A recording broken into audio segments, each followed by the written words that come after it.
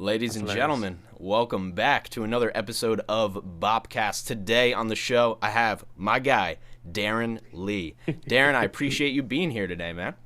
Of course, man. I feel like this was like two worlds colliding. We were gonna like do this at so many different times. And I was saying this to my girlfriend beforehand, like we spent like literally 8 weeks setting up this time. I actually appreciate it, man, because like it's just fucking awkward sometimes doing them like in the middle of the day on like a Tuesday, So it's just like nice to do it just at a weekend, nice and chill. Yeah, man. And well, first off, I'll go into context about how we know each other, but just let people know where you are, just because we just mentioned that. Yeah, so Ireland, born and bred, essentially. That was how we first kind of met. Really, was just through podcasting and just being based. And that's the beauty of podcasting is that like I can be from Ireland, you can be based in the States, and we can just like literally, you know, build those relationships so easily, which is just so crazy. Which is pretty awesome because like when else are you going to be meeting people from Europe or whatever? It's obviously through a medium like this. Networking is just, and we're going to go into it. We could probably go off on the whole podcast about it, so we'll Of definitely course, of probably course. bookmark it and hold ourselves back a little bit. But to set the context, that is how we met. I mean, that is the beauty of the internet. I got a little taste of it on Instagram. I had been sending out like a few years ago like all these campaigns to when there was like all those follower like and like bots and stuff like that, and Instagram was really going crazy. I was working for a company that did that. So I started to get fans from all over the world. And that was like the first time where I went, wow, this is incredible. Where I have people sharing my music more than the people that Mhm. are local to me, and that was incredible. And then I got on LinkedIn and my mind was absolutely blown. And so I won't go, too far off on that now because I want to definitely dive into what we're going to talk about today in the podcast. But just to preface with saying the power of networking, absolutely incredible. And for people who don't know, I mean, Darren's a great friend of mine, and this is the first time that this is like the second time we've like actually talked. So it's just one of those things. If he showed up in America as, hey, I need a place to sleep, obviously he's going to sleep on my couch. He'd do the same thing for me. And it's like, you can literally develop friendships with people all over the world like that. And you don't actually have to go there. It's nice if you do, but you don't Of actually have course, to. of course. Like before we dig into details, like last thing about that saying that is the fact that when you build something with global in mindset, so you were saying there about that platform you had on Instagram. If you think about like you're a small town, then it's going to be a small town event, and you can only keep it like really small. But when you're thinking about a global scale, or you want to reach people that are in multiple different geographies, this is how you actually do it. Um, and that's like the beauty of it. And that's what I always thought in my podcast, which we can get in some details. Or if people don't really know podcasting, we don't actually necessarily need to get into that detail. But it's like if you're thinking with anything that has a global scale, that's what gives you the opportunity. And that's what you can do with podcasting. Like think of your traditional brick and mortar store, he wouldn't be able to do things like this. No, and well, I wouldn't have a business either, and that's a whole conversation. And I would not, I wouldn't have this without the internet. It's incredible. Yeah, so I'd love to set a little bit of context. You're a podcaster. You're a product owner at a company. I don't even know what that job title means, so that's going to be fun to get into that as well. I'd love to touch on it, but can you just set a little bit of context for yourself? You can introduce yourself any way you want. You can go off and tell a story, or you can just keep it simple. It's really up to you. But I'd love to set a little bit of context before I'm going to take it back a little bit, and we'll kind of dive into some background and let the Of course. conversation flow. Of course, man. So basically, as I mentioned, like, so my main thing always has always been in like fintech, in finance, in startups, with my own kind of like what I always loved to do. I really, really was interested in always doing that. But then I fell into, my own kind of career at a university, ended up in a career that I particularly didn't really enjoy. Like I was working with a big, large company. It's a good job. Everything was going great, but I particularly didn't really like what I wanted to do. And my kind of whole kind of thesis was like, why am I working really hard on something that I'm not particularly interested in? Like, why am I doing anything that I'm not really interested in? And I kind of went through that kind of retrospective look to say that, like, after so many years studying, so many different jobs, and if I'm doing something I'm not pretty passionate about, what's the purpose at all? So then, kind of as the kind of COVID went on, I really kind of got this kind of retrospective look, and I was like, I better kind of sort out what I wanted to do. I wanted to build something that was social. I always had ideas. I had smaller companies when I was younger, but I wanted to do something that was interactive with other people because I was, during COVID, didn't have any experience with getting out and speaking to people. I couldn't do it. So I wanted to build a social platform, which is why I started my podcast, Kickoff Sessions. And what I wanted to do was merge my world of careers and, working in tech companies and whatnot with a podcasting platform. And this is what was so interesting because I built a podcast that was careers focused, kind of combination of like business entrepreneurship for young professionals. But when I started doing it, obviously it's quite iterative. You don't necessarily know like what it's going to turn out to be. But immediately, what I figured out was the fact that people were in the same boat. And many people that were my age that started off being local, they could have been Irish people, it could have been UK people, or it could have been further afield. They all had the same retrospective looks to say, they were doing jobs they weren't fulfilled in, they didn't have much purpose in, and they wanted to figure out their own path. So what I wanted to really do and build was that kind of social network platform that would, teach people, young people, how to have like a career that's both successful and both enjoyable. And that was the kind of beauty in it for me. And since then, it's kind of snowballed. Like Kickoff Sessions has been a very successful podcast within Ireland, within young professionals sphere. And what was cool about it was really the fact that it wasn't just young people anymore that were chiming into the story. It was people that were 30, that were 40, that were 50, that I'd met on LinkedIn, that I met on different platforms, that listened to, certain segments of my podcast or whatever and said, oh, this is similar areas that I've also fallen down on. They went through many years of doing stuff that they thought was just, purely shit, excuse my language, and they ended up in these particular areas, which is crazy to think of, the fact that you spend so long working and you're doing stuff that you particularly hate. So then I've kind of, on my own kind of journey from there, was able to build a business around podcasting. I have a consulting firm that's similar to what you guys do, as well as a lot of career mentorship for young people. So, being a careers podcast, it grew into just me offering a lot of, help to younger people. And this could be a combination of, finding particular jobs, interviewing, changing roles and whatnot, because I'm just genuinely interested in it. I know if there was no skin in the game, I would just like to sit down with someone who's going through a difficult transition with their career. Just when I was younger and stuff, it was always a thing that I just enjoyed doing. And then we just fell into this cycle because I feel like that everyone is in the same position to lesser of, to varying degrees of importance, of course. And yeah, it's just kind of been kind of snowball from there. So now my latest role obviously is that I'm in Revolut. It's a startup that's based in Ireland. Sorry, it's not based in Ireland, it's based in London. But I'm based in Ireland originally. And yeah, just kind of committed to that, committed to the startup game, and then committed to building podcasts, really. Incredible, man. We have a lot of different angles that we can go here, but I'd love to start with something that we just touched on off camera before we jumped in, which was this transition to, so to say, if I could say, kind of a focus and a discipline. Whereas before you had kind of, as you said, a varied discipline. It was like discipline for moments in time and then not discipline. So I don't need to talk further on this question, but I'd love to kind of set that context for people.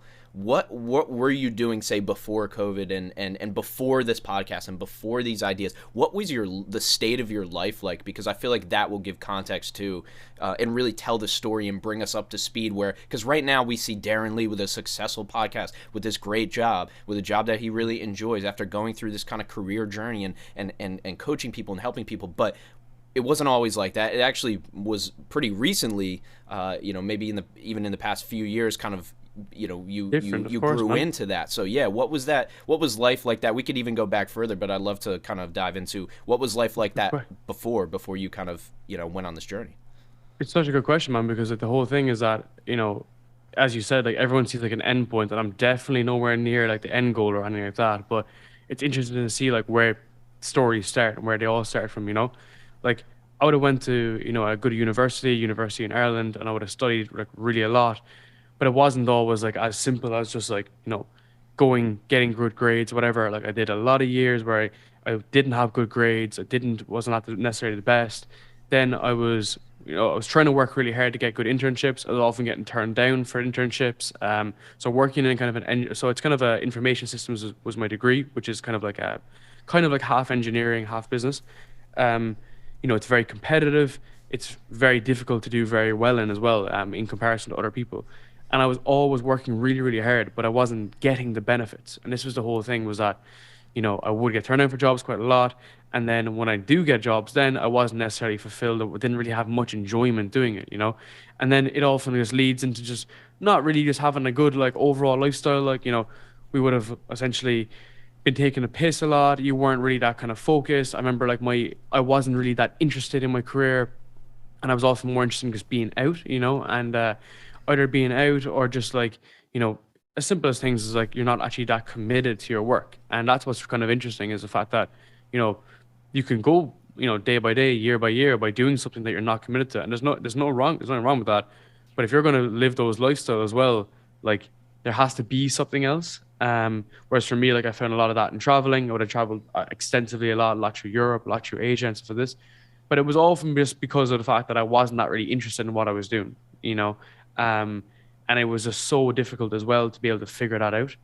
And then it kind of got to the stage whereby even when I was living in London, I liked the idea of what I was doing more so than the actual task itself.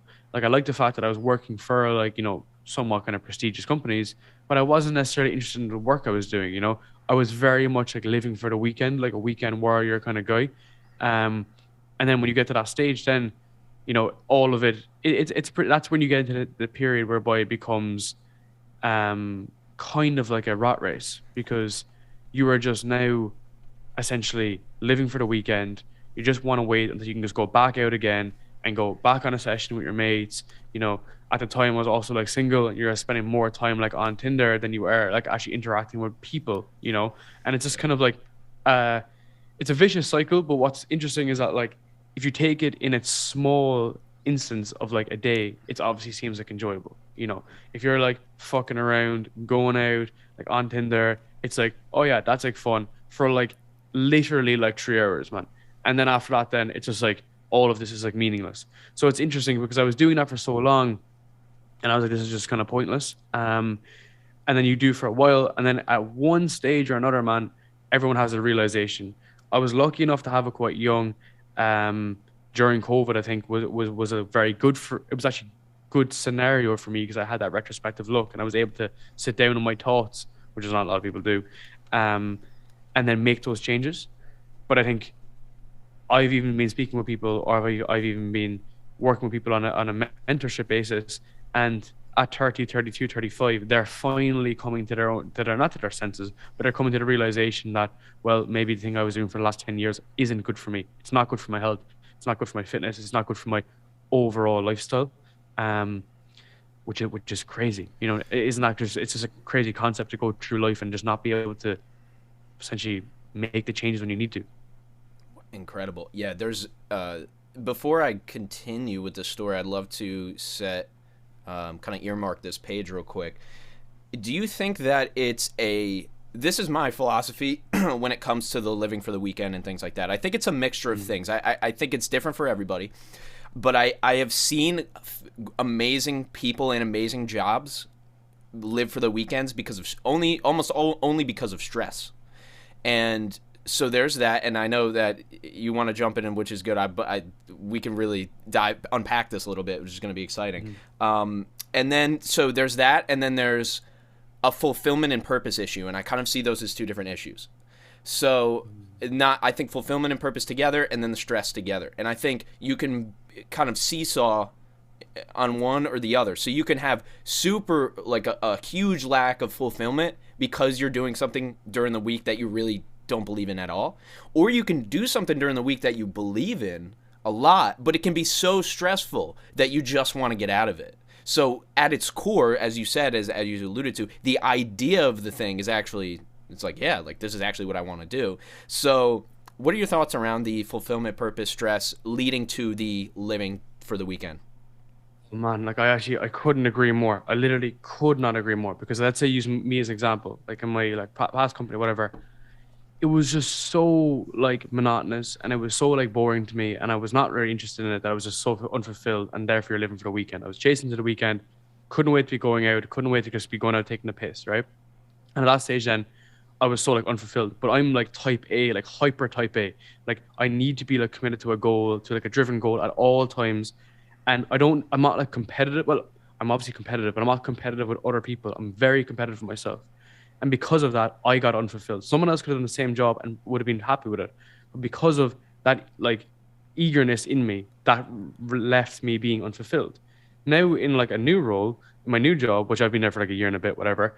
I love it so much.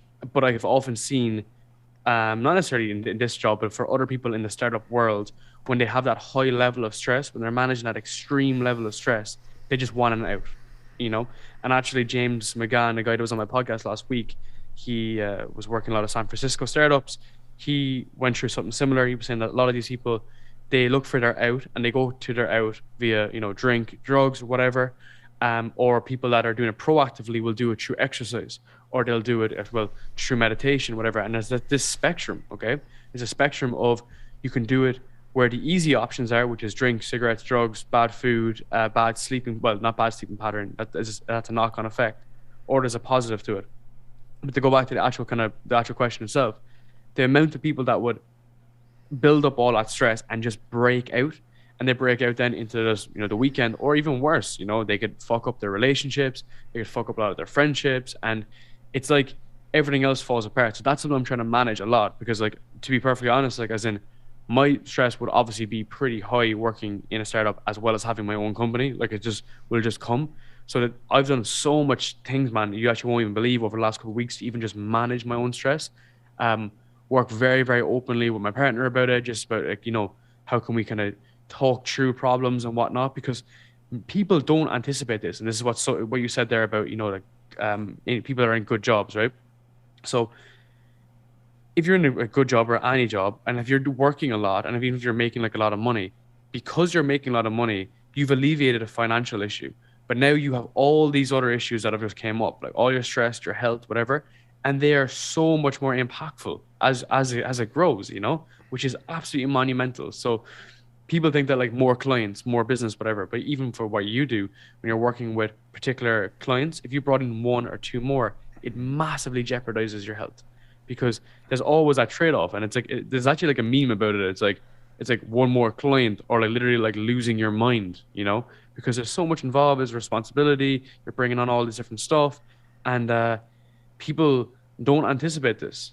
And you may think that, like, oh, when business is going well, then everything's going well. It's like, yeah, business is going well, but there's a whole aspect of my fucking brain that's absolutely being mashed apart, So I think with that in mind, I just had a post about this earlier that you actually may have seen about burnout, which is very, very applicable to. I opened my LinkedIn and just to read your message, and boom, there it was.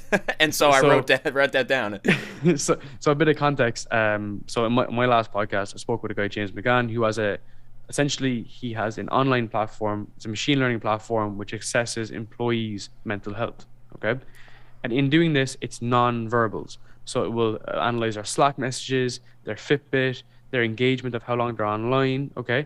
And then it will just give them a predictive model of where they are in the spectrum in terms of their, like, are they feeling under weather? Should they take some break, whatever? It's all anonymous.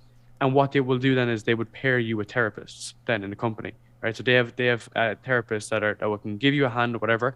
And he would do this. So let's say you go into a company, and then that company then will have this tool that's running in the background to assess their employees' health, right? So that sounds great. That sounds like helpful. And we did get into the model, and it looked very ethical, to be fair. However, the whole argument was that he had burned out in a startup. He worked way too long. He was drinking. He was doing everything probably. And he burned out completely. And my question was, is this a failure on the individual, or is this a failure on the company?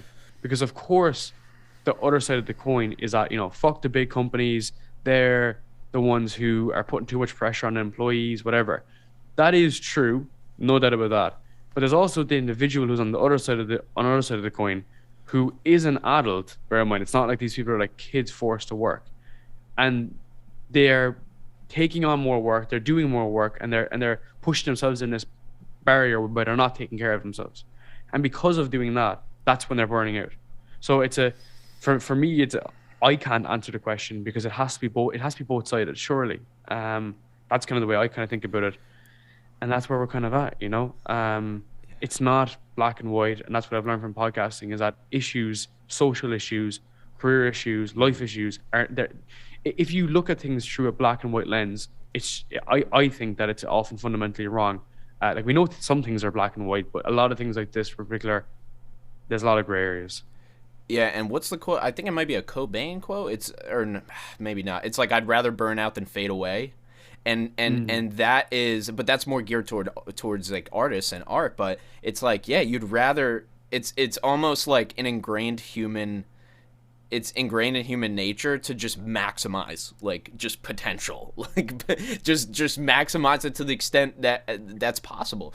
And when it comes to the question of where's the failure, you could have somebody where I have a friend, his name's Samson. I'm connected with him on LinkedIn, and he was hospitalized due to burnout, and it was very intense. It was crazy, and he went on a whole separate life journey after, and it opened it up. So, you know, and that's just one very anecdotal example. But I think sometimes it's bad that it happens, but it needs to happen.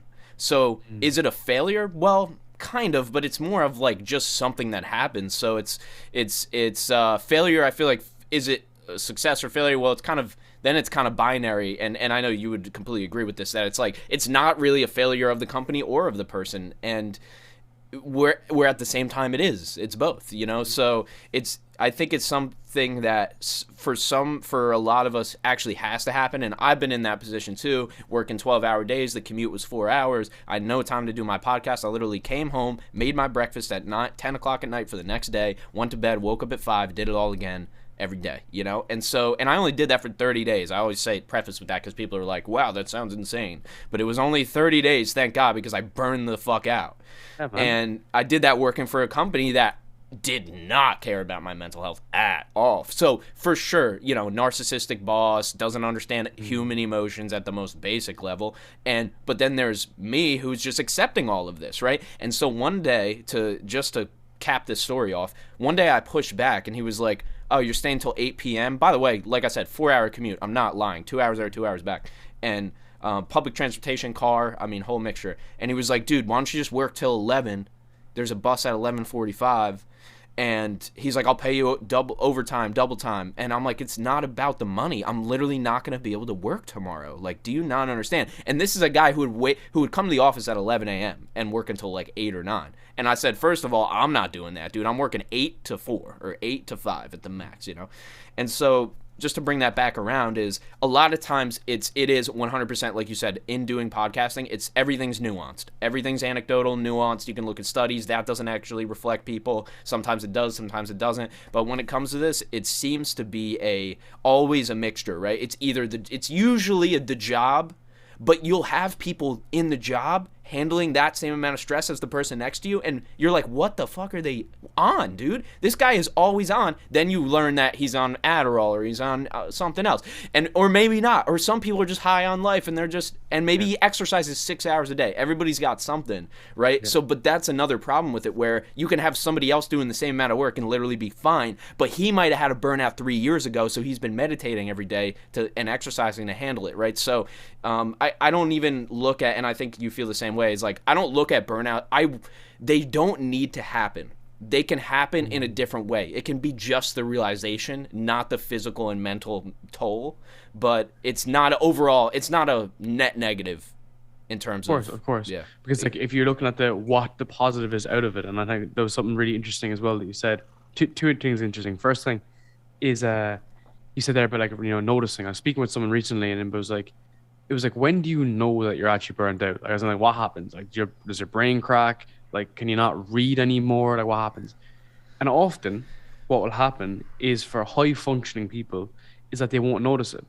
They're so used to doing those 12, 14-hour days that it just becomes monotonous. They're like a potato. They just show up, right? They can plug into the matrix. They can just do their day-to-day stuff. You know, they can do their work or whatever. And they just go like day to day, and their brain just is so fucking fucked and mashed that they barely even notice it anymore. And that's like where it becomes like really worrying. And I've seen firsthand now over the last couple of years, people that are actually in that position, because they don't remember what happened yesterday. They don't really know what's kind of happening like 4 days from now, but they're just still stuck into their normal routine because they're institutionalized from their routine. And people think that institutionalized comes from people being, you know, 30, 40 years in a job or in prison, but what it actually is just someone who's so used to a routine, which is just crazy.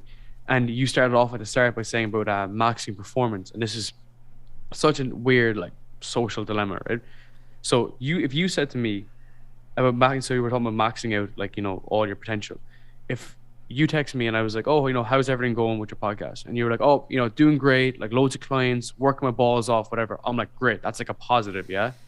Then if I said to you, what are you doing? And you were like, oh, just taking it fucking easy, you know, just gonna take a couple of weeks off, whatever. you think some people would be like, oh, this guy's, getting lazy, like he's doing nothing, like what's he doing? It's almost like we celebrate when people are absolutely at their wit ends, and then we don't look at it from the perspective then of on the other side where someone needs some actual time off. And I'm the worst for that. Like I'm the worst for like taking that time off. I took a half day on Friday and I was working this morning to make up for it just because I just felt like I needed to. So I'm not saying that I'm coming from a position of superiority. I'm the opposite. I'm talking about my own fucking problems half the time here. But what's funny is like this is why I was saying about, more clients, more business. It's like we try to get to this endpoint whereby everything's like functioning and we're solid from a business and financial perspective. But then there's all the other shit that comes at a cost, and I think there's things to realize, man. And there are things that like you don't get taught, and this is fucking what's so annoying. Is I know everyone like you see those fucking like LinkedIn posts, it's like school doesn't teach us this. It's like, yes, school doesn't actually teach you the fact that you need to work really hard, if not twice as hard, on balancing your shit. Otherwise, you're going to like kill yourself. It's just going to drive yourself into the floor, and it's just not going to be healthful. What I mean by kill yourself is your actual body. You break yourself down, and you have that because there's all some other things we have to work on, man. Like a lot of the mentees that I work with, awesome people, great, fantastic people. One of the first questions I asked them is like, "What do you do for exercise? What do you eat every in a day? Like, you're working 12 hours a day in sales. Well, what are you eating? What is it that's contributing to your long days? How often do you cycle? How often are you getting out and just getting some fresh air?" And they're like taken back by it. They're like, "What the fuck is this guy on about? I'm asking for career advice." I'm like, yeah. I'm like, this is the stuff that actually matters. It's like if you're sitting in a room and everyone's blood's boiling and it's all like tipping over the edge, and if you can kind of maintain yourself and kind of manage yourself and manage your own kind of your personality, by other means, that's fantastic. That's the way it should be done. There's this whole spectrum of life, and your career is just so important in there, artificially or non-artificially, and as a result, we need to be able to manage it. We need to be able to work really hard on it to make sure that it's not just promotions you're looking for or more business. It's a lifestyle improvement as well. Yeah, that health component seems to be it's like podcasting. The barrier to entry to podcasting and many things, business, whatever, is just work. Like there's no other, and there's no way to get around that work. Like no, you can't press play and start an e-commerce store and make $30,000 a month. It just doesn't happen. And same thing with health. It's one of those things where you have to, like tonight, I meal prep with my sister. Tonight, I'm going to go, or right after this, I'm going to go to ShopRite, which is the food store here. We're going to get get everything we need for the week. I'm going to get, chicken, ground beef, vegetables, everything. And then we're going to prep our lunches for the week. And we've been doing that most weeks. We do it, but that's hot. Like it's annoying. She works till 6. I'm doing 2 podcasts today on a Sunday. Like it's a lot, right? But I have to say to her on Saturday, and this is where having somebody working on it with you comes in. But I have to say to her, all right, tomorrow night are we going to do it? Did we agree? Yes. I'm going to go get the food. She's going to cook it or whatever, and that requires coordination. And then you have the gym, dude. How many times at the end of the day it's like 7 o'clock and you're like, I didn't get it in like in the afternoon. I'll just get it tomorrow or whatever, And these things are all things that you can push off and nobody will come in and impress you on it. And that's the problem, right? If you don't get your job done, if you don't have that report in, there's consequences. But people don't have person-to-person consequences when they don't go to the gym. It's only their self, and it's so easy to create an excuse for you because you're you. So you know how to get around and make that excuse work for you. We know ourselves really well, so we can make an excuse for anything. And so that's where what I see is the health and fitness component, which has been a massive part of my life. My diet is pretty dialed in, over the course, but it's taken me 5 years to dial in meditation, dial in diet, exercise. I'm still all over I'm still just trying. Dude, I've been lifting weights for 6 or 7 years. I'm still learning how to bike. I'm still learning how to stretch. I'm still am I doing high weight, high reps or low weight, high reps or whatever? Like, I'm still trying to dial that in, So it's such a journey, It never stops, man. It never stops. That's the whole purpose, like. But you got to start. You got to start exactly something. Exactly. But what you just stuck by, the main kind of thesis there was accountability, and self-accountability.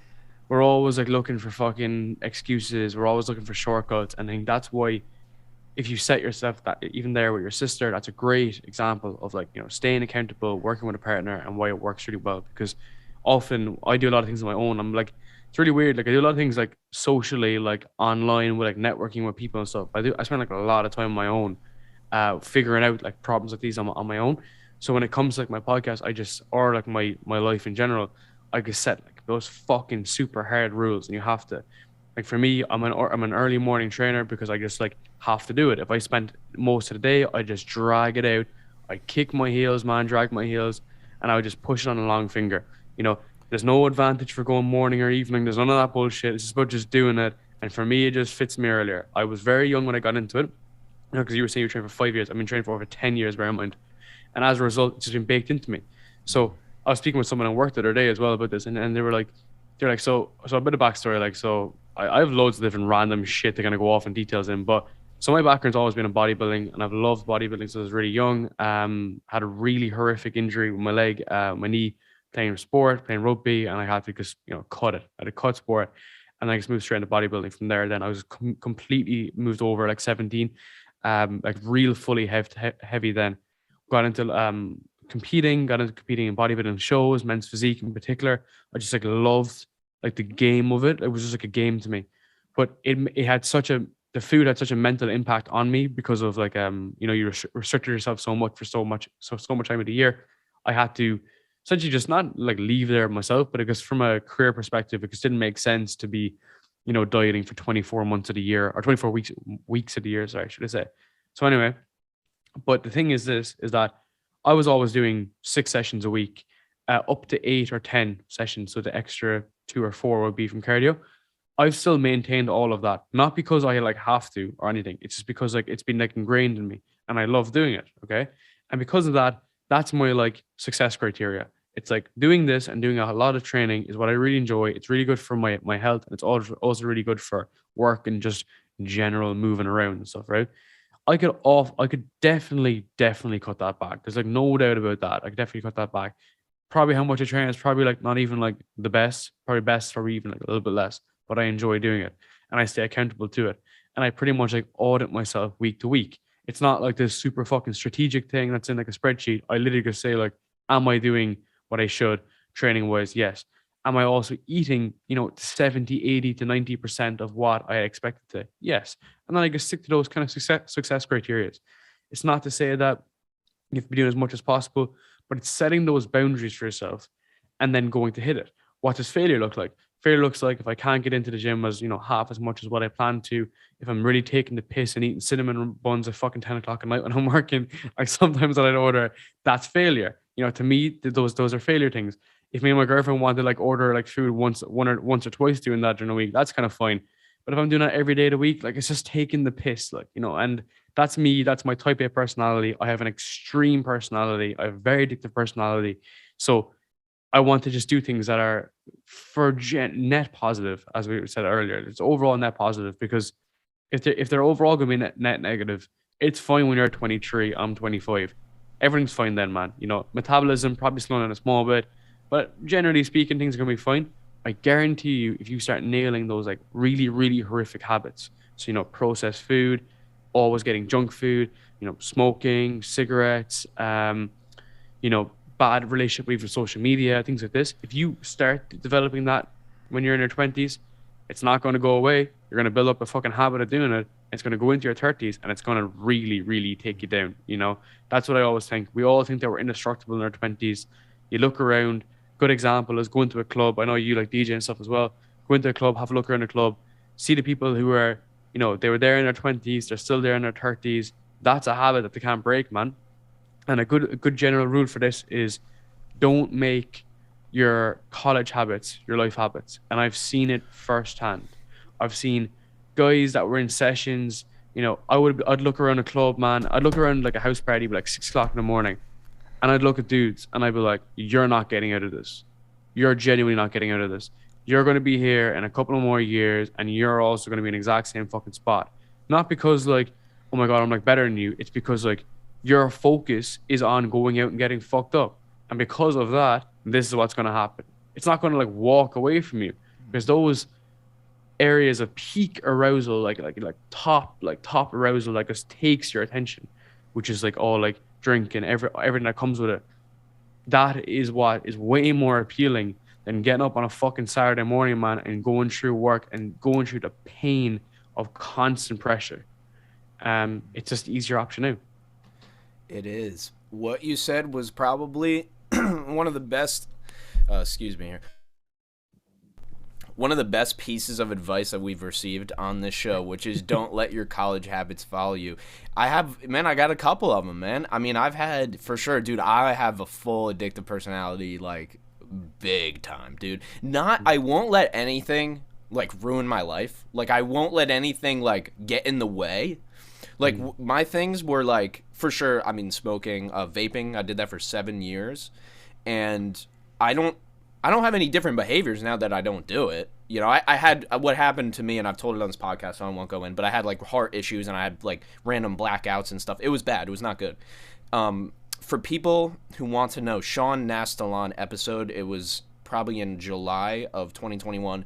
That's the full stories in that episode for people listening. But those things have always been from the beginning for me, you know, since I worked at a gas station when I was 14 and somebody sold me a vape, and dude, 7 years went by. You know how much money went by, but that feeling of like hitting my throat, that's what I loved. Like, I didn't even like the buzz and it was like literally like the feeling of it hitting my throat. Like, that's what I really loved. And so these things can so easily just walk with you, and you just keep making the excuse for the thing. And you will just make up new excuses of why, you know? And I'm just coming from my own personal experience, because I've struggled with this, like quitting, dude. I've quit cold turkey. I've quit, you know, many, many times. And so over the course of that time, and it's just, it really, that is just, I just want to highlight that tip that you said, do not let your college habits follow you. And I also want to zoom in on this. You mentioned having those goals for yourself. Like, you have a criteria of success and failure. That's probably one of the best ways to stay disciplined. Where for me, like, I do too. I don't train like that. But I train like pretty good. I train hard. I train like maybe like 4 times a week, and I just do the same thing. I just have dude, if I trained twice this week, like, that was like how did that even happen, you know? And actually this week I took a full week off, because I try to take a full week off every like 6 months or something like that. Yeah. And it was so hard for me to not train. But then I have those weeks where I'm like, I don't even want to train right now. But it is that success and failure criteria that I think is a massive indicator and motivator for your own self-discipline. And, you know, and you probably have people that, this ties into most of what we're saying, which is you probably, at least I do, I think you probably do. You have people reach out to you that say, how did you get to this point? Or how did you do this? Or how did you do what you want? You know, and it's like, everybody wants a fucking magic answer to shit, dude. Like, in an Instagram direct message, throwing no shade at this person, but like, what do you expect me to tell the whole thing, like step by step? Like, there is no step by step. And it's just the same. It comes back to this, is like setting your own standards, setting a success and failure criteria, knowing that what you have to do, and determining when you're going to do it and how you're going to do it. Most people just keep things super broad, and what you're doing is, what are you doing? You're getting specific, because you know that, I trained 6 times. I ate these meals. I stayed 70-80% of your diet on point. If that dips down to 30, that's a big issue for you. And so that's something you got to tackle. But people don't set these. Everything's so broad. Like, I'll try to eat healthy. That's like something somebody would say. That's the worst thing you could say, you know? 100%, man. So there's loads of shit off that. So firstly, on the time off thing. So that's so fucking funny, because the biggest thing around, like, you know, people that are like type A or like really like driven, whatever, when they have to take time off, a good example is cyclists, right? Cyclists need to like stop cycling, whatever. So they have to take like a day off like every like 3 days, and all like the top tier ones literally go insane. So they're at this like quasi decision whereby they know the right decision is to stop, but the decision that their mind or their body is pushing them to do is to go back out training, right? And it's so interesting to analyze, and I always think of the exact same. When you go to the gym, it's a bit different, because you're like doing a bit of push, doing a bit of pull, doing a bit of legs, you kind of move around, and then just generally speaking, you might feel your body's a bit like fucked or whatever. Yeah. But when it's the same like individual thing, which is very true for like even like business, like if you're podcasting, man, like, you should take a bit of a break from it because, after a couple of days, because you need to just relax and unwind. But yeah, it's often the best, not the best, but often people that are like really, really focused hate sitting around, and it's crazy. And when you're saying there about getting into the detail, so a couple of examples. So we were talking about health, and that's good because it's like I want to be healthy. It's like, what do you mean? Like, what do you actually mean, right? So that's a good example. One is about two is about money as well. So people say, oh, I want to be like financially stable. It's like, okay, what is the number? Like, what is the calculated number that you need, right? And there's loads of other examples as well around that. Just about like even like happiness. Like, how do you measure happiness? Like, what is the actual input? But how you actually do it is very, very simple. So you run long, short objectives, right?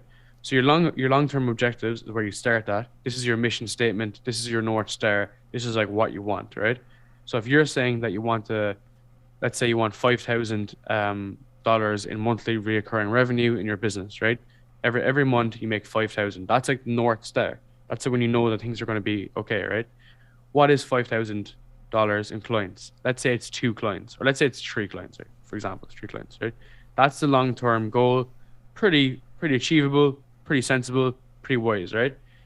People will leave it at that. They just say, that's it. That's what I want, right? I need 3 clients. It's like, yeah, you need 3 clients, whatever. But how do you get 3 clients, right?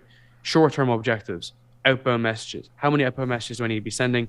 Well, I get 10% conversion. So that means I need to send 20 messages a week.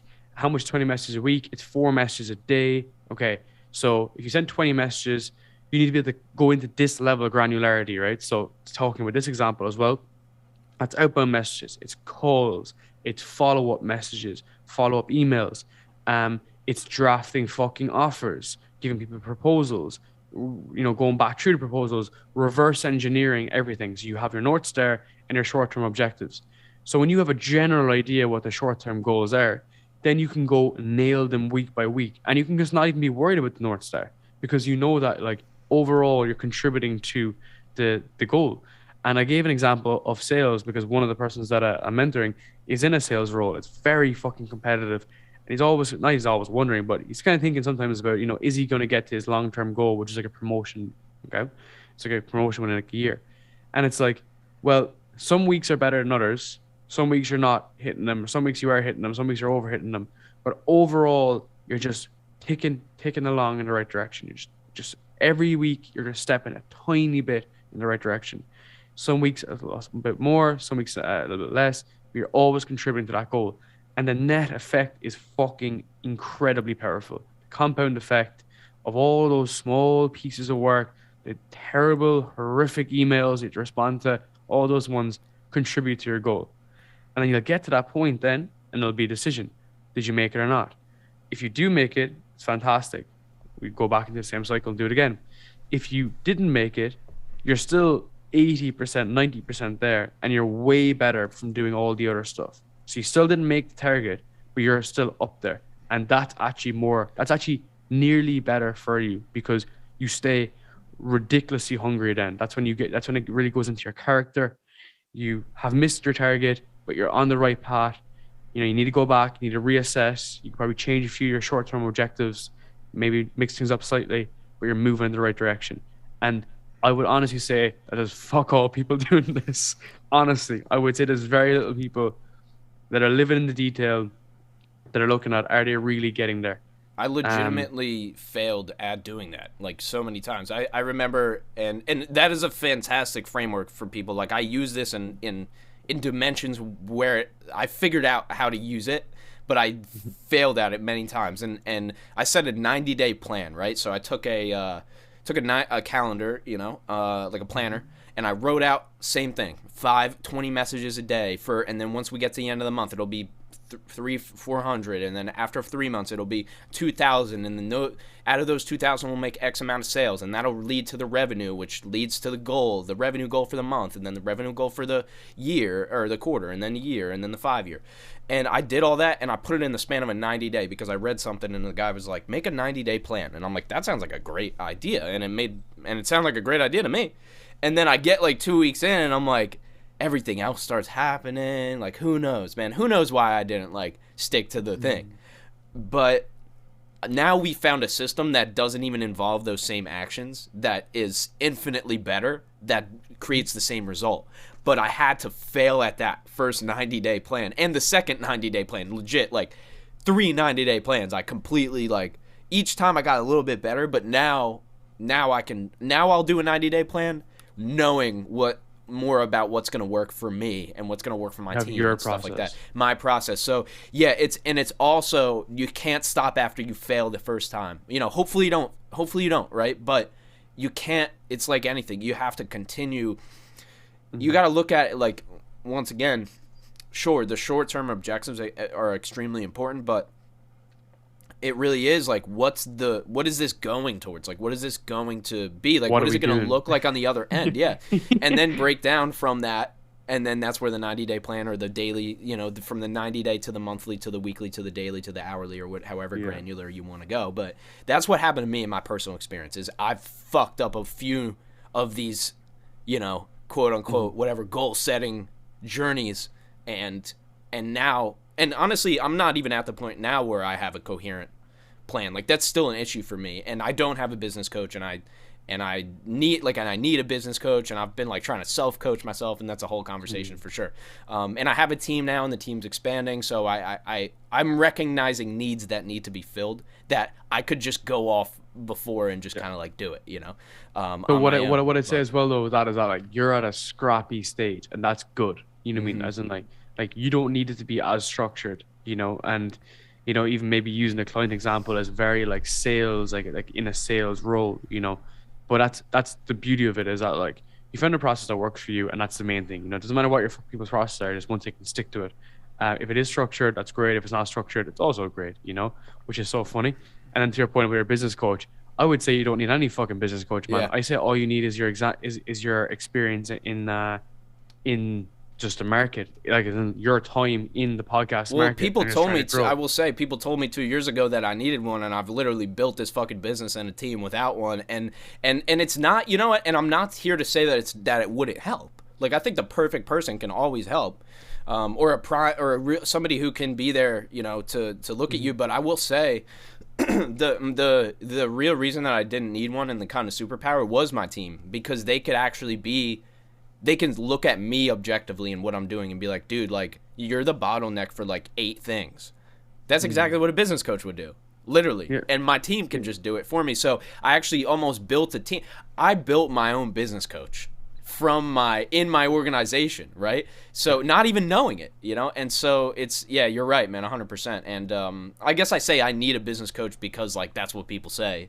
But I really, now that I'm thinking about it, I actually kind of built that. And props to my team, 100%. Like, I didn't consciously do this, like, to the point where it's not like they are right there being like, did you hit this? Did you hit this? But, you know, there is that level of accountability there. And I think it just wraps right back around to the having people by your side to check you. Yeah, it's always just feedback, because that's what a business coach is that it just gives you feedback. And, like, again, of course, I'm not, like, shitting on it either. Like, as in, you know, if someone sold several different companies and they want to give out that experience, they definitely should. And it's very valuable.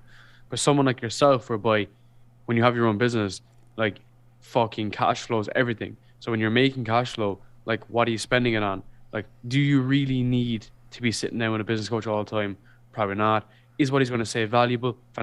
Definitely.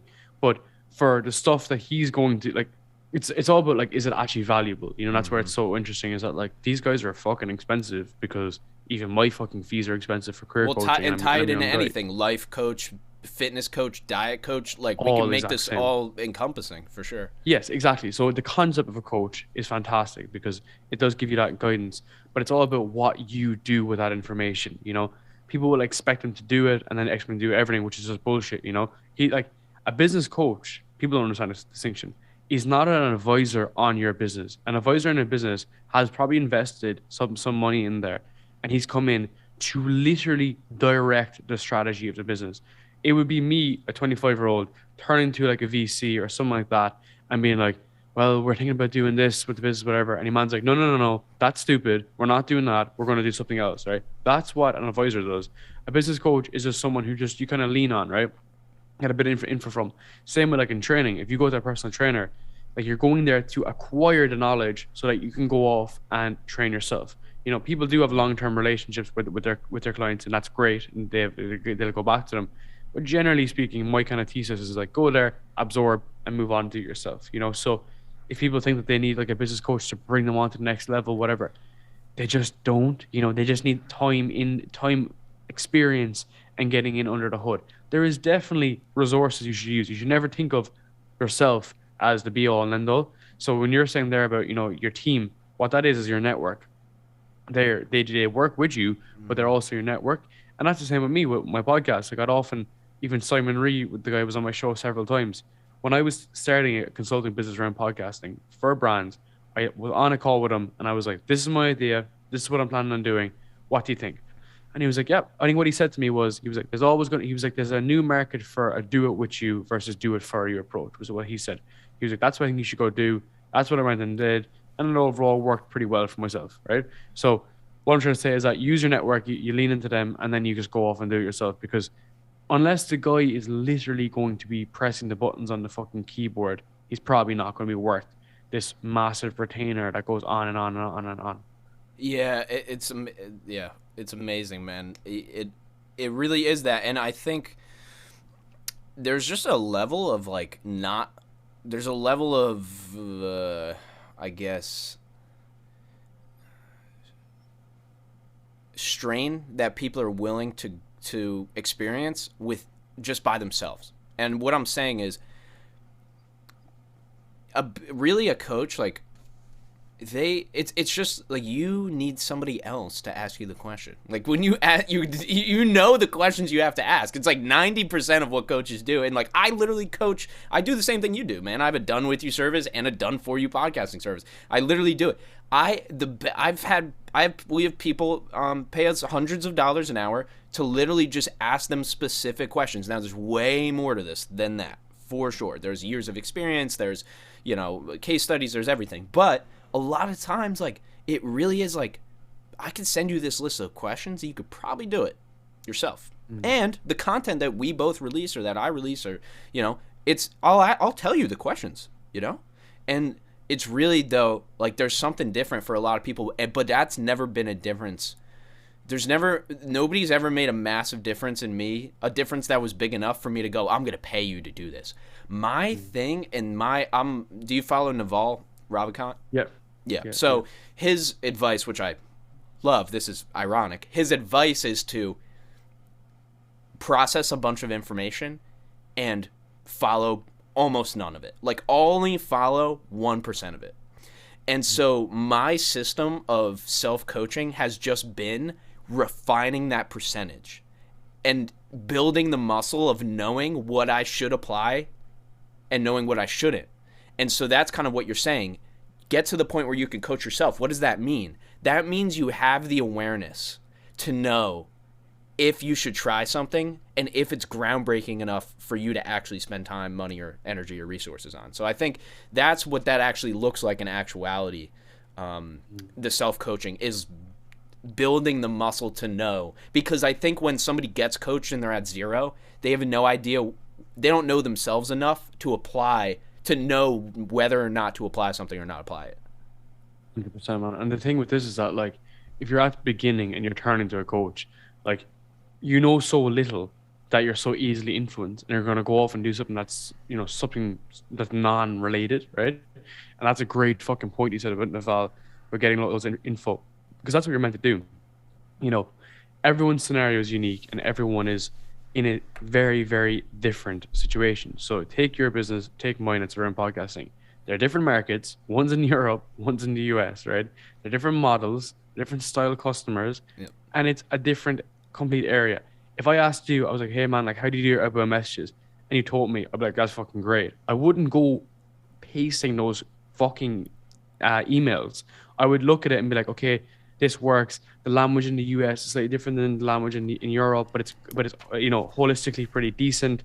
And yeah, you learn from that particular area. But people are looking for that like silver bullet, and that's why, especially in the entrepreneurship like realm, it just doesn't exist. And this is the funny part. What you were saying about I don't have, you can't just send back a list of answers of what to do. Like everyone's scenario is unique, and that's why the game of entrepreneurship is so difficult because um, you may do something and I'll do something that could be identical, and yours can work it amazing, and mine could be absolutely shit. So when you start comparing yourself to others and benchmarking yourself off other people, like there's a lot to be said for just like completely disregarding what other people, like competitors, are doing. Like, I'll give you a good example. You may know Amanda Slavin. She was on my podcast. She's a very, very famous like author. She's a marketer at heart, but she's very close to Tim Ferriss.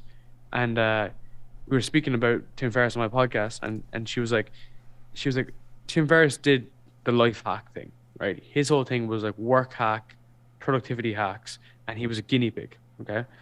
And when he did all this back in 2002, 2003, he wrote the 4 Hour Work Week. He was the only one doing that. Now, he wasn't trying to, be unique. He was just doing productivity hacks because he was working 16 hours a day and he hated his life. Okay. So he was like, fuck this. I'm going to figure out ways to be more productive. He ended up just like making them into a business, writing a book around it and everything. He did this specific thing really, really well and got, enormously famous off it. Right? If someone else tried to do that even a year or two later and did his model, it would never have worked. He was telling people, if you read the 4 Hour Work Week, like it's so funny because it's actually like not helpful half time. Like it's like use outsourcing tools. It's like, of course I'd fucking use an outsourcing tool. You know what I mean? But it was written with 2004 in mind. So for its year, it was beyond revolutionary. So if you go online today and you say, you know what, you should outsource some of your work, it's like, yeah, of course I should. It's like so is like 99% of the world. So is like Apple. So is like Google. You know, um. So yeah, it's interesting. Yeah, the time different, and I will say the 4 Hour Work Week still. I mean, he could do an update. By the way, You could do an to update. add context, Tim Ferriss does not work a 4 Hour Work Week now, 15 years later or whatever. He's admitted that on his own podcast, and he's somebody I've studied closely and not just listened to, but actually studied the trajectory of how that happened. And to add even more context, podcast has had probably now 800 million plays right worldwide. People told him not to start it. They said podcasting is saturated. There's too many out there already. It's not a unique idea. It's not going to work. That's what people said. He'll say that. If you listen to the episode on how I built this podcast, it's a over 3 hour podcast. Probably one of the most beneficial resources for podcasters ever. But that's what he said. He said people told him not to do it. So, and that comes back to yourself. Nobody else was going to tell him to do it. He might have had a coach that told him, you should do this instead. Write a book, Tim. You already wrote 3 books that are fucking bestsellers. Why are you doing a podcast? Stay in your lane, bro. This is a good business decision, right? So, man, there's so many. I think we could continue another hour in that entire realm, and I'd love to. But just for the instance of time, I would love to I have a few different questions, but I'll start here, and probably going to lead up to your podcast. In terms of, let's take it back a little bit to, say, the mindset around your, like, bodybuilding and doing that. I think the overall word here is discipline. Like, I think you have a lot of it. I think you're good at it. It seems like you can do things day in and day out and just continue to do them no matter how you feel. And if you're a competitive bodybuilder, there's no way you don't do that. Like, you have to do that. That's part of it, right? Unless you have no emotions or something. But do you think the discipline aspect for you, I'd love to learn a little bit about the kind of, I guess my first question is, did you like exit bodybuilding? Did you like leave the sport, so to say? And then, like you said, you train like that now, but was there a mindset shift when you kind of left? And then, this is a pretty common question, but did that discipline apply then to podcasting, job, career search, etc.? That's fucking a great question, and it's a great like toy how like everything works together. And I could say 100% because even leading up to that, like I did a lot of sprinting at a pretty high level, which is not ever successful sprinters. So coming out of Ireland, but even when I was doing that and playing rugby at the time, it was always about input output. It was like, if I just literally stick here and do this, I will literally contribute something that's an output that's going to be high level, you know? And that's why I love individual sports, because it's like how much input you do is how much you get out from it. You know, when you're younger, you play so much sports like that. And especially when I was training at a super high level. So at the time, like I would obviously the food aspect of it, I will admit was like difficult. It was very difficult sticking to like a zero carb diet and stuff like this. But the training aspect of it, I just became literally like just obsessed with it. You know, I'd get up in the morning, I'd go out for an early run at like 6 a.m. You know, I would just be like lost in my own thoughts, not competing myself with others. I was never really thinking about like, you know, other people, like other competitions, stuff for this. It was always an internal battle. It was always that like, you know, tomorrow, like today I'm going to run a 5K in 25 minutes. So 5K is 3 miles in the States, but let's say I'm going to run in 25 minutes. The next day I want to run it in 24:58. And I was always continuing like this, right? So I was going through it and I just like loved it. I loved like the game of it. And I was just like, it was just like literally a game. And I always like, kind of like gamify things like that. And then when I did do those competitions, it did mentally fuck me quite a lot, mainly the diet side of it. And then I was like, look, overall for my career, it's best that I just keep training, but then I just don't do the competitions essentially because they're just too much of an undertaking. Because a lot of the time people see the dieting aspect, but there's also the other side whereby you need to gain weight. So you could spend I know guys that spend 2 years putting on weight to do 6 months of a cut afterwards, which is crazy timelines, you know? So that was that aspect. But then I just picked it up and I just dropped it into other aspects. So then I moved to London shortly after and I was working in like an investment firm. But then I started like an e-commerce company off that. And I just love the aspect of just like, there's just so much, you know, there's like a comfort to be taken in doing things that are very difficult, things that are really, really hard. Not saying they're doing them well, but to do things that are really, really hard, there's a lot of comfort in that. And I always just continuously applied it to new things. And I just became more and more obsessed with it. And then as time went on, moved into marathon running, decided to take a bit of break from bodybuilding. And let me take a quick break from bodybuilding to run marathons. Okay, that's what everybody does, by the way. Just that's normal. Sorry, continue. but literally though, I was like, I was a bit sick of it, so I wanted to get into like long distance running. You know, small guy, I'm only like 180 pounds. Like, do not have the stamina for it. I was like, fuck it, it's really difficult. I want to go do it. So I moved over and started doing that, and I just became like obsessed with it. And then I'm able to drop things when I need to, then go back to what I want to do. But it was kind of that mindset of picking something up and just doing it to the best of your possible ability. It's not the fact that you're going to be great. This is so funny. It's like, I'm not saying that I'm good at this. You know, you put me up against all those other guys on the stage. They were all bigger. They were all leaner. They're all in better shape, better separation, all this shit, right?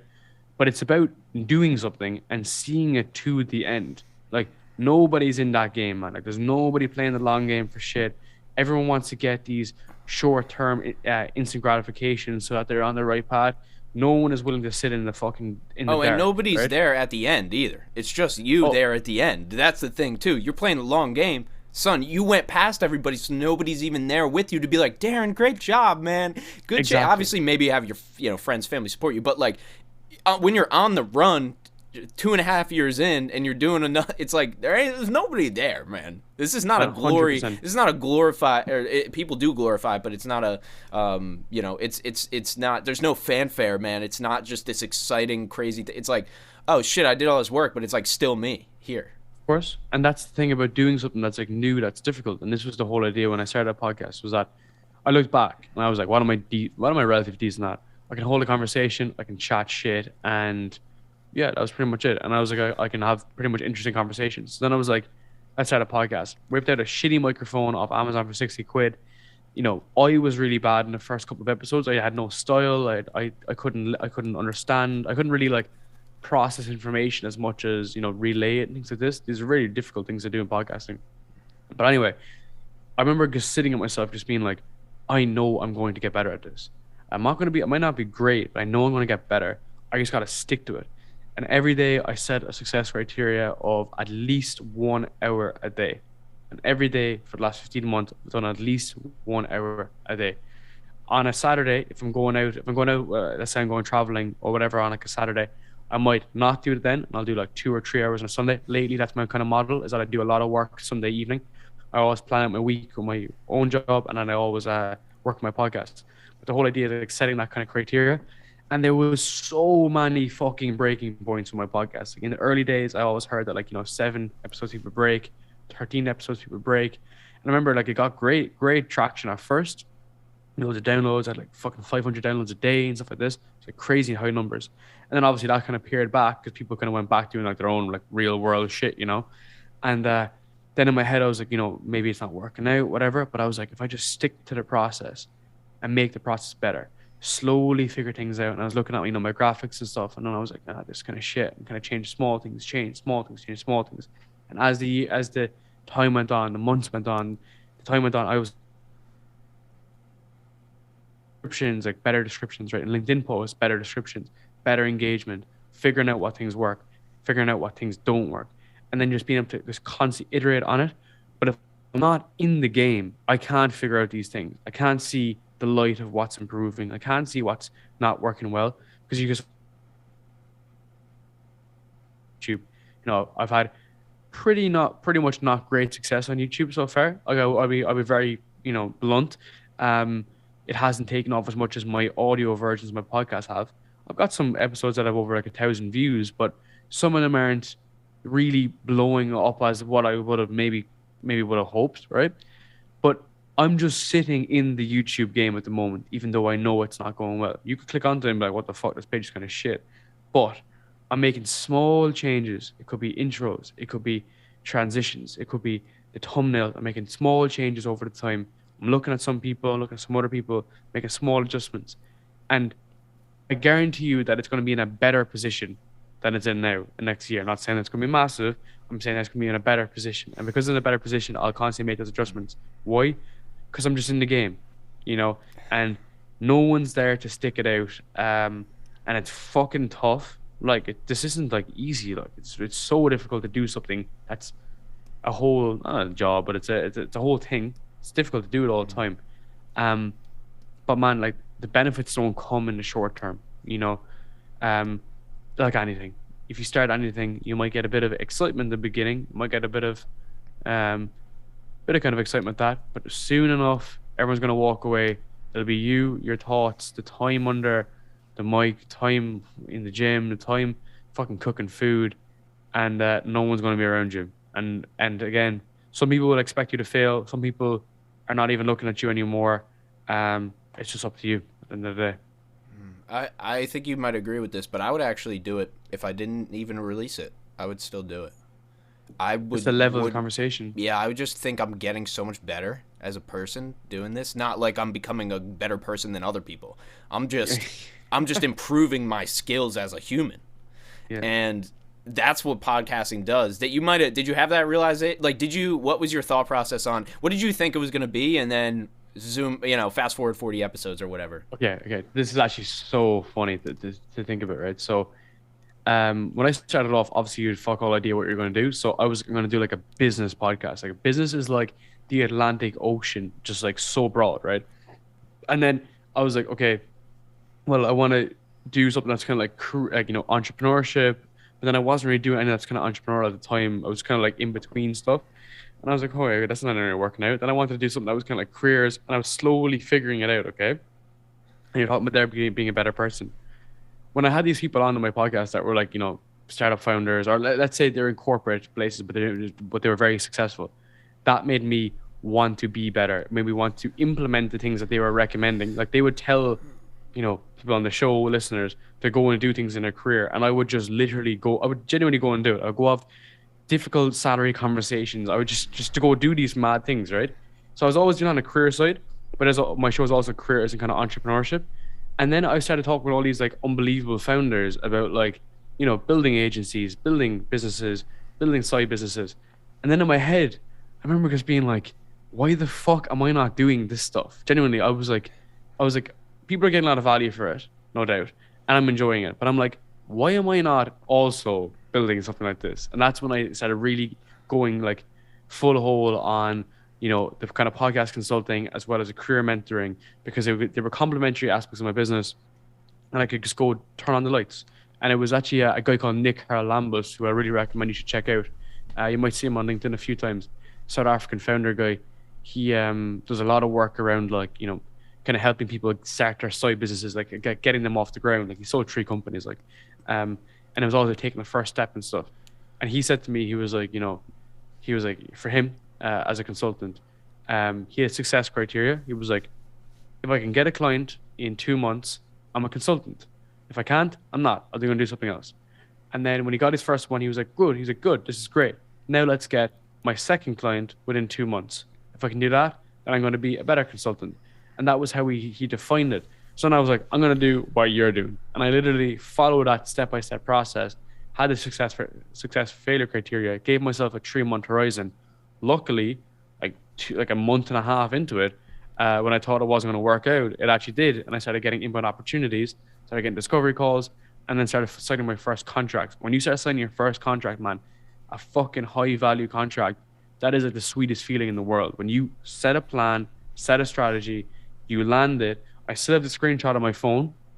I have the screenshot on my phone of the money appearing in my account. I remember looking at it being like, this is fucking sick. Like, this is like what the game is about, you know? And it's not about the money, but it's about the fact that you've put time into something, you have a thesis, you followed it through, and it worked out. And the market told you. The market said, you're right. Yeah. Here you go. It verified it for you. It's amazing. That's why I was nodding my head furiously, because I remember I messaged my friend who has a startup in Florida, and I'm like, hey, dude, I got to do like $5,000 on a credit card. Like, how do I process it? Do I use PayPal? I don't want to use PayPal. I hate PayPal. Like, what do I do? Like, I had no idea what to do, dude. I was just in this position one day where somebody was going to give me like $5,000 or $6,000. And I'm like, okay, I don't even know what to do. And I remember he was like, I don't know. I don't even know if he like had revenue coming in at that, but like I just didn't even know who to go to, you know. And now we're helping somebody launch a payment processing podcast right now, which is ironic. It came full circle, but it's in that moment. I remember, so I found Stripe. I signed up for Stripe, dude. I put my like old email address in, like I put my own social security. What'd you say? Stripe's an Irish company. Oh, no way, man. Yeah, awesome. Yeah, hey, there you go. I see. I was supporting the Irish, and I didn't even know it, and supporting my people. And I remember running that, and I remember it saying succeeded, and I remember waiting, and it said the money was there, but I had to wait for the payout. So it was like 2 weeks went by. I'm like, dude, I hope this money like goes in here. Like, I don't even know if this is gonna work, dude. And I remember the day it went into my account, my mind was just blown, dude. I sent like I was waiting. I like sent my video guy. I'm like, dude, yo, we got money, bro. Like, it's just I just had to. And that's the whole thing. Yeah. That's why it's so much like enjoyment as well, you know, because if you take a salary, if you're working a job, like there's nothing wrong with that. Like there's nothing wrong with working a proper job, but it's structured and there's a lot of fixed like activities, you know, like you get paid and you get paid and you get paid. That's good, you know. Obviously, it's not some people don't get paid, so that's great. But when you're doing something for yourself and the feeling of getting, and I never. So let me go back a step. When I was working in London, working a good job. There's a guy who was a contractor, and the concept of a contractor is that they're not full-time employees. And I was telling him that I had like an e-commerce store at the time, pretty small store, making good revenue though. Actually, to be fair, it was a small company, making good revenue. And he said to me, I fucking will never forget this. He was like, the feeling you get from making money for yourself will mean more to you than any money a company will ever pay you. That like feeling of it. And I remember him saying it to me, and I just like. My life just like literally just changed, man. Genuinely in that moment. Now I still work for a company and I love it, right? There's no doubt about that. But when you're just, it could be anything, man. It could be fucking like, it could be like €4 from Google Ads, and I'm like, this is sick. Like, that's like literally my level of appreciation. I'm just like very like appreciative for this stuff, you know. And I just think the concept of it is just like it excites me. It lights up my eyes. It literally makes me like filled with energy. And I can kind of always do it. And that's why, sorry to keep going off, is that I do love like the concept of one-to-one like kind of consulting. I like that concept, whatever. But I am, at the back of my head, I always want to start a startup or some sort of digital product that sits alone, that will essentially just accrue, you know, essentially income continuously. So I know that's very difficult to build, but that's kind of what I'd love to do in the future. Is either build a startup, which is, you know, it's big business, or build like a series of actual products that sit on the internet, whatever that may be, I have a few ideas, whatever, and then you can accrue income continuously. Now I'm not going to go down this fucking passive income route, but I'm just saying that like it's a company that you've worked on that will continuously be being paid. That's the next step up. I think, or not the next step up. They're different things, but it's something that I want to work on in the future. Yeah, isn't it funny that you naturally get to that point where you go, fuck this, dude. My next company, I'm fucking not. I'm operating that. I'm just gonna operate that bitch. I ain't working in this shit. And that's, dude. It comes to that point because it's a spectrum, dude. Once you make $5,000, you're like, all right, cool. Once you make like 10, you're like, oh shit. And then you realize that you can make as much as you want. Like as much as your resources will allow you to make, you can make. It'll scale as long as you want bigger problems and you're cool with bigger problems. Then 100%. Then it will scale. It almost not infinitely, but essentially, right? In theory. So And I don't know. Sorry to interrupt you. I don't know. Do you know a guy called Brad Lee? He's like an American dude. Yeah. Yeah. Dude, I watch so many fucking Brad Lee videos. Yeah. They are like the highlight of my Instagram experience when I'm not. I'm the exact same. When I'm addicted to Instagram, it's like just give me more Brad Lee. He's fucking hilarious. Like, so I never even knew who the guy is. I don't even know who he is, but I just see his Instagram videos, and some of them I think they're fucking brilliant. Like, I think, to be honest, I kind of align with a lot of them, right? But he made a really good point about, when you're building a business, right? He was like, everyone, they get that 5,000, whatever, that 5,000 a month, right? And they're like, oh, this is great, or this is fantastic, whatever, right? And they're like, oh, 5,000 is 60,000 a year. That's great, right? They like stop it at that point, right? They're not prepared to go back to zero. Okay. So if you are making 5,000 a month, you can bring in a fucking sick podcast consultant and pay him 5,000 a month. Right. So now you've just went back to zero and someone else is earning 5K, right? With two of you, you can then make 12K a month. Right. At that point, everyone's like, oh, okay, grand, there's a double business, or there's two of us, whatever. It's at that point, you take 12K, you get two more people at 6K each who are even better than the first guy. And now the four of you will go run and try and make 25K a month, right? And he was like, nobody's doing it. He said, nobody's doing it, but this is actually how it's done. If you're going to do it, now obviously you can pay them at different rates. But that was a concept, is like, people aren't prepared to go back to zero to make more. Oh, they get to a stage where they get comfortable, and that's it. Yeah, most people will get 5,000 and be like, all right, I have 5,000. Like, they'll treat it like 9-to-5 income, because 9-to-5 income requires no investment to make more money. Business is, being the boss is fucked. Being a boss sucks, because it's amazing in a lot of aspects. I wouldn't trade it for shit, but I don't have money. Like, I give all the money. Like, the money just goes out. It doesn't go to fucking me. It doesn't go to vacations. Like, I have my own income that goes towards bills and vacations and things like that. It's small compared to the revenue of my business. But, dude, if I would have taken that first $5,000, I wouldn't be here 3 years later. There was no, or two or 3 years later. If I would have just been like, all right, cool, here's my video guy, you get, what's the maximum, what's the minimum I can pay you, here you go.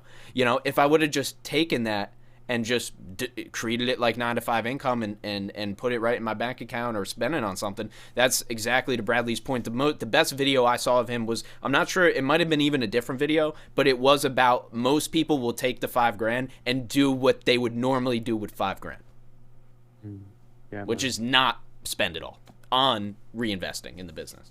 Yeah, you got to build that habit. Yeah, but again, it's just a mindset around it as well. It always goes back to that. But what do you want to do? So even myself, I had that intersection recently enough. We're looking at taking on another client. They wanted a lot of video work done, and then I said to myself, I was like, yeah, we can do it. We just need to get someone else. We need to get someone else first. But yeah, at this point, man, I'd love to kind of bring us up to speed. There's a lot of different ways we're going to go next time. This is going to be a part 2. I'm bookmarking a lot of topics here, but we dove in far, which I'm very happy with. We do. I know. I do have to finish up now in a bit anyway, so I suppose we can come back for another V2. I'd love to, man. But in the, I guess, kind of final couple questions here. Okay, now, we're up to speed. You've done your podcast, however many episodes you've done. what is the current state of kickoff sessions? What is the what are the current goals, and what are you working on right now? I'd love to bring us up to that point, and then I'll, anybody who's listening, please do dive into Darren's podcast. Extremely valuable, as he said, no matter what age group, no matter what you're trying to do, and we'll have it all in the show notes. But I'd love for folks to get a little introduction into kind of kickoff sessions and learn a little bit about, what you're currently focusing on. Yeah, absolutely, man. I appreciate that as well. So like the main focus now, which I think I'm going to put a lot of my energy in, is just like building the platform a bit more, getting that kind of more global reach, expanding a lot more beyond UK and Ireland, getting more listeners, getting guests that are obviously bigger audiences with a lot of impact, and that just generally actually help people. They don't need to be big, but they just need to be able to help people and make it valuable. And that's the idea, is that I'm on episode 80, 81, I think, coming up to, which is a fucking lot in a year. And the idea is that like you want it to be bigger and you want it to grow because it just, that's where you want to go next. It was about kind of growing out that, kind of building out even like my LinkedIn and stuff, and building out like the YouTube page, Spotify account. We have a lot of followers on Spotify as well, which was great. That was a lot of it from the early days as well, getting a lot of good interest. So there's always that to grow it and make it more of a kind of monetized machine. That's kind of my kind of a goal, is that, bring on some decent sized sponsors as well, which could benefit both the listeners as well and myself. That's kind of the goal for my podcast. And I'd love as well to make Kickoff Sessions Consulting much bigger as well. Now, again, it's just so funny. Like, I don't need like a lot of clients. I'm working with a couple at the moment, and that is plenty. But if I want to take it to the next stage, that's what I need to do. As we discussed, we need to bring on more people. And the other aspect then is around, career mentoring. So that's something that I just generally love to do. I love to give people a hand with just growing and developing their career. And again, that's exactly it. Just balance out, 5 to 10 people a month, and just help people just move in the right direction. So that's kind of general thesis with Kickoff Sessions. And we just let it roll, man. That's the idea. Slowly just keep hitting those targets and just do the day-to-day tasks to get there.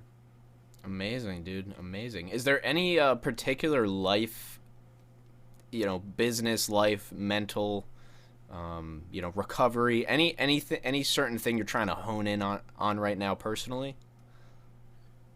Good question. I definitely think the stress area we discussed earlier that I'm trying to focus on the most is just like managing all these things, because like I obviously still love like, my career that I'm working really hard on and stuff like this. So it's about just like learning as much as possible there, doing as much as possible, but just making sure it doesn't take over my life. It is a huge component because I enjoy it. It's not because I don't enjoy it, it's because I do love it.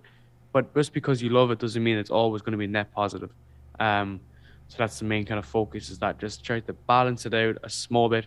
Most of the time balance isn't really achieved, but when I can do it, just make sure that I'm trying to actually actively work on those components, which is really good.